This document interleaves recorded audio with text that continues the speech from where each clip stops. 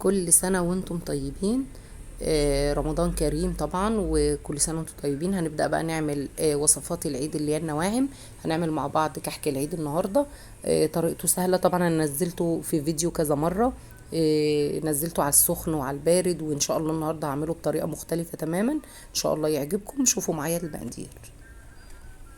هيبقى عندنا معلقتين من السمسم وانا اللي محمصاه في البيت، ربع معلقه من البيكنج باودر، ربع معلقه خميره، معلقه كبيره بهارات الكحك، وعندنا 550 جرام من السمنه البلدي. طبعا احنا لو عايزين نقلل ممكن نشيل ال50 جرام، ونص كيلو من الملبن، ويا ريت نتاكد من ان الملبن يطلع كويس، لان انا هقول لكم في الاخر ايه اللي حصل معايا. طبعا ده كيلو من الدقيق متعدد الاستخدامات، 72% استخراج. طبعا هضيف بقى ده كله، وضفت كمان معلقتين من السكر البودر المليانين. طبعا جيت هنا انا خدت كوبايه من السمنه وسخنتها، بس مش غليتها، سخنتها، والباقي خدته على البارد. هبدا بقى ان انا كده اقلب السمنه مع الدقيق. طبعا هنقعد نبسه. طبعا هاخده ما بين ايدي كده، واقعد ادعكه كده ما بين ايدي لغايه ما ينعم خالص معايا.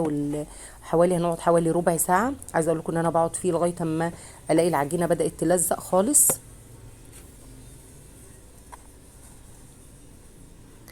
هاجي هنا بقى كده اعمل الملبن.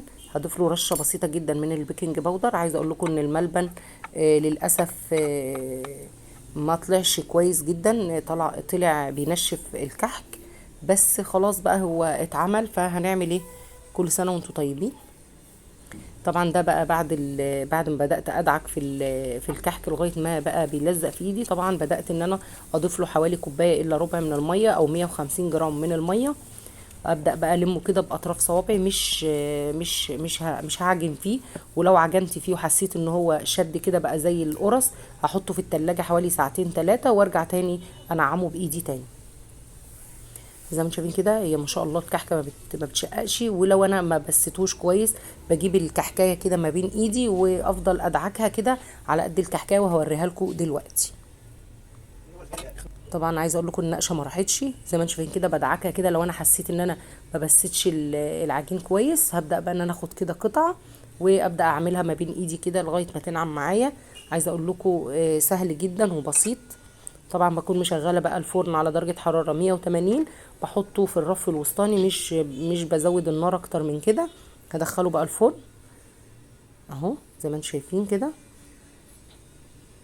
ودلوقتي بعد ما طلع، عايزه اقول لكم ان هو اللون ما اتغيرش، بس هو الارضيه بتاع الكحك طبعا طالعه تحفه. هوريها لكم دلوقتي. زي ما انتم شايفين كده اللون تحفه. بس طبعا زعلت جدا ان الملبن نشف. طبعا ما سبتوش كتير ولا حاجه، بس هو الملبن للاسف مش كويس. فياريت واحنا بنجيب الملبن نجيبه من عند حد موثوق.